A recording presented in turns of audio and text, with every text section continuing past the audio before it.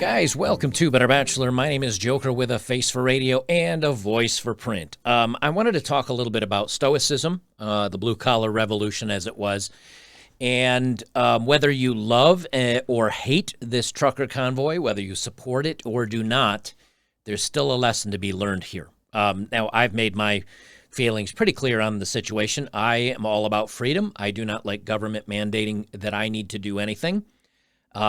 And there are things that we say, well, we have to have laws and things to keep society humming along. I get that. But when you start forcing people to do certain things so they can participate in society, I don't think that's right. But that aside, what's interesting about this story is it shows the power of the blue collar and stoicism and staying calm and staying logical and using your brain, not your heart, to get things done. And I wanted to talk about that for a few minutes today because I think this is a beautiful thing that's happening because it is the resurgence of the strong man. It is the resurgence of men saying, that's it, I've had enough. And again, whether you agree or disagree, these guys are saying, I'm going to let my voice be heard, and I'm going to do it in a smart way, in a reasonable way, in a non-emotional way. And it's proof that it is kind of working and that having your emotions in check is still, my belief, the best way to go through life. So let's jump into the main story here, Stoicism and the blue-collar worker. And I'm just going to go through some clips here that kind of focus on this. I'm not focusing on the cause so much and other things. And I'll keep this short and sweet and get to the point. But there's now memes going around that says, of course, I survived the 2022 Ottawa bouncy castle insurrection. And but the point is here, again, is instead of fighting, instead of burning, instead of looting, instead of destroying, you've got men that say, you know what, and mostly men. I know that there are some women drivers, but all the truckers that I've seen that have been interviewed are men. They're primarily the ones that have decided to do this. And what are these guys doing? Well, yes, they're protesting. Yep, they've parked themselves right in the way of everything in downtown Ottawa, but they've also left lanes open for emergency vehicles to get through. People have said they're able to drive through the area, so it's not completely blockaded off. And they've set up bounce castles and play areas for children. They're making sure that anyone that comes to this, protest is their kids have something to do. And you notice something here that's pretty important. There's no trash on the ground. There's no snow on the ground. There's snow everywhere else, but there's not a speck of snow. And if you live in a cold area, you know if you walk over snow, it compacts down into ice. They've removed the snow and the ice. They've made it safe.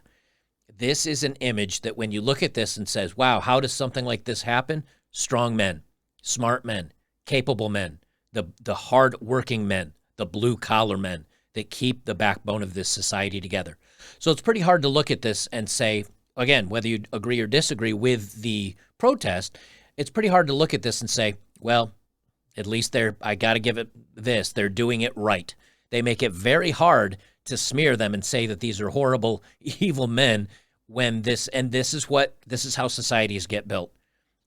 A man comes in and says, or men, a group of men come in and say, let's improve things for the world. Let's fix things. Let's build roads. Let's make water irrigation, going back to Rome and things like that. Let's make septic and sewer so people aren't sick. Now, you can also point to France and Europe in the 1600s where they're just pouring sewage out on the streets and everybody was getting sick. Well, men were in charge of that too. So we're not perfect. But when we get it right, they get it right, and you got to call them out for it.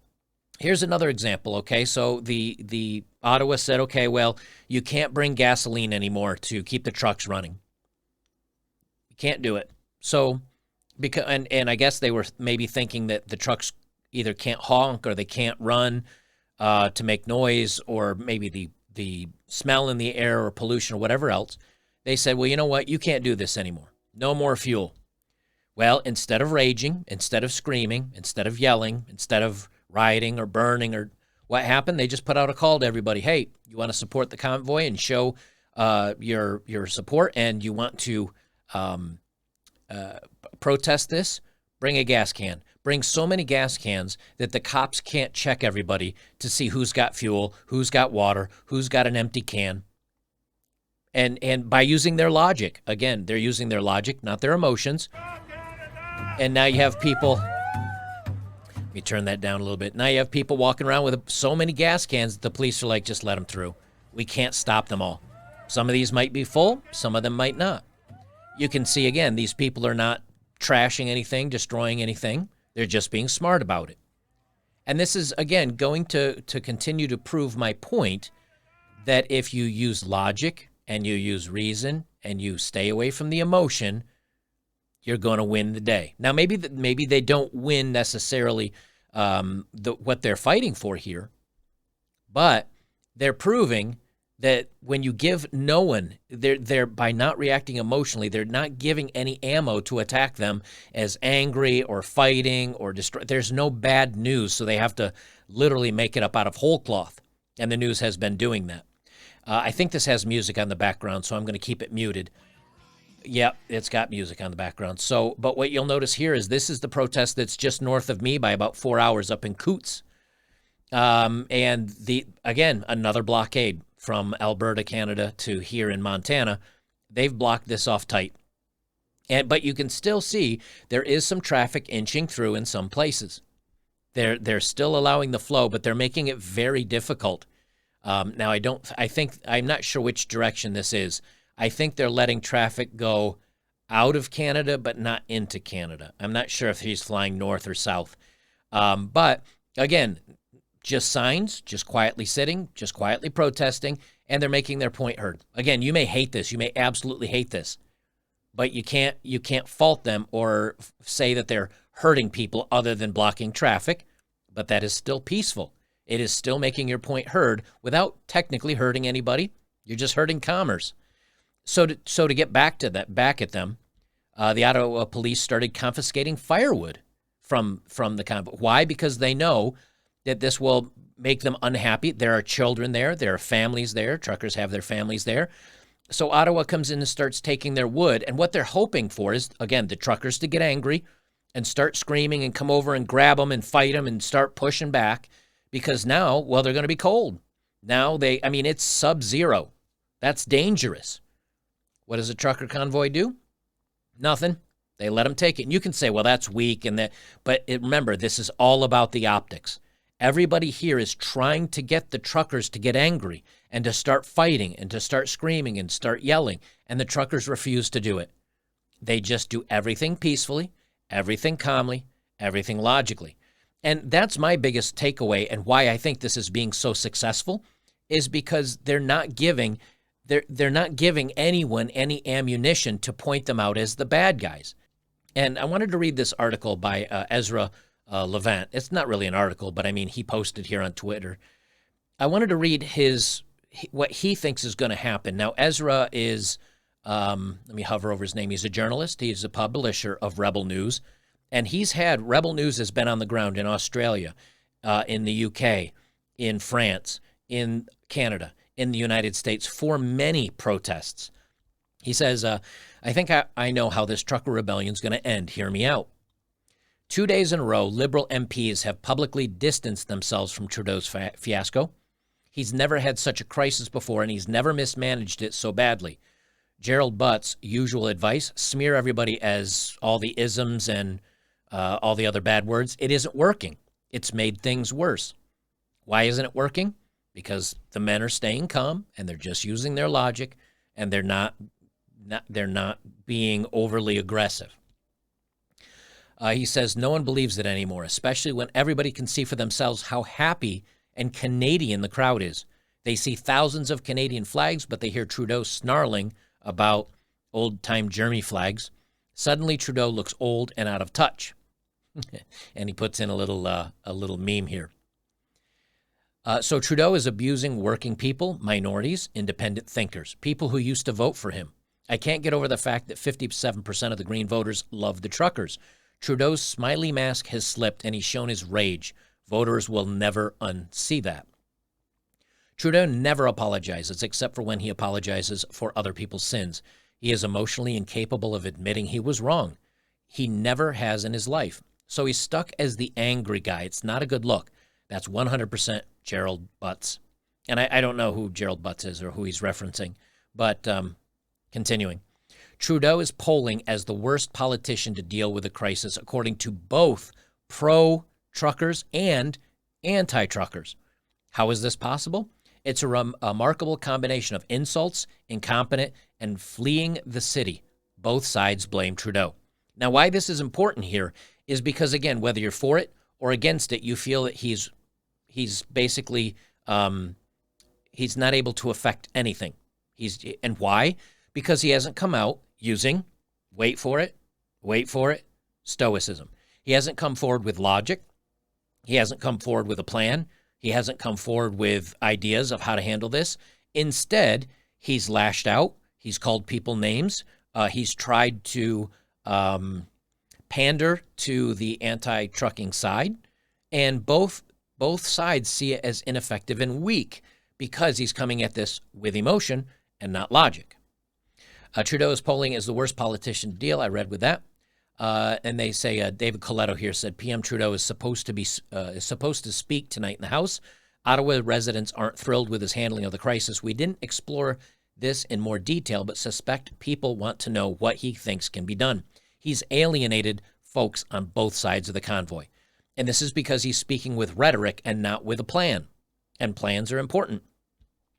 He says, but he can't back down now. How do you call someone all these awful words and say you'll never meet with them and then meet with them? But that's exactly what most people want Trudeau to do, including half the people in Ottawa, the city that is their capital that has been kind of plugged up. So now, if he doesn't talk to the truckers, again, he loses because he's not being an effectual leader. And if he meets with them, well, he said he wasn't going to meet with them, so now he's a liar. See, this is what, so many times we talk about when you start thinking with your emotions, you don't think things all the way through. You don't step back and look at the best course of action. And that's what Trudeau has done in this case. Trudeau has made outrageous threats, and the Ottawa police have disgraced themselves by carrying out those threats with shocking brutality. This video has 3 million views on it in 2 days. This is Trudeau's vibe now, but how can he back down? How can he lose face? Now, this video has been circulating out on social media, and the problem is here. Now, they didn't film the whole thing, but what happened is an elderly man who is 4'11", I think they said, and he's 80 years or 78 years old, a very older gentleman. He was driving, and Trudeau has passed, or the mayor has passed an injunction against the truckers to keep them from honking. No more honking. So what did the truckers do? They stopped honking. They said, that's fine. We'll just quietly protest then if you're going to play these games. And this older gentleman, I did see the full clip. It's several minutes long. This gentleman tooted his horn and waved and gave the thumbs up to the truckers. And what happened?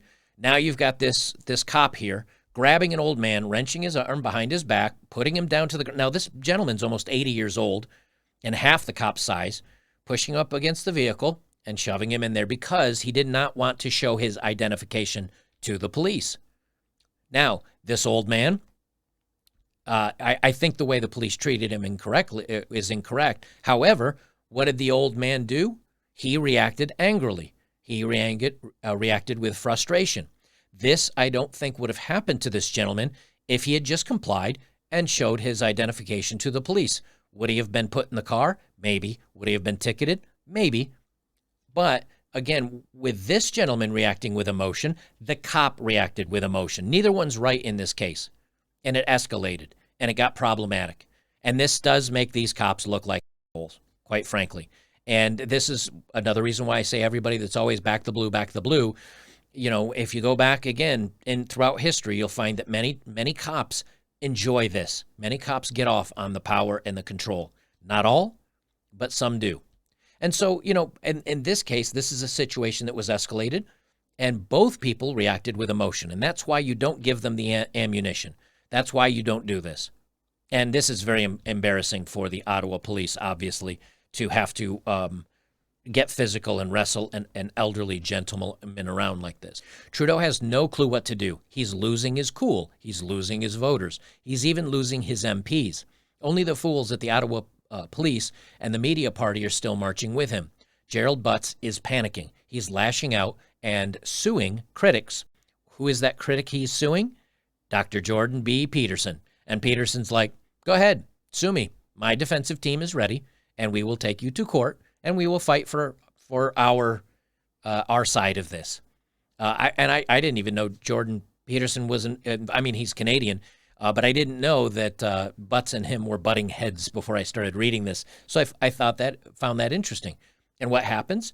Again, Gerald Butts is acting emotionally, and it in a situation like this, it makes you appear weak and it makes you appear scared, even if you're not.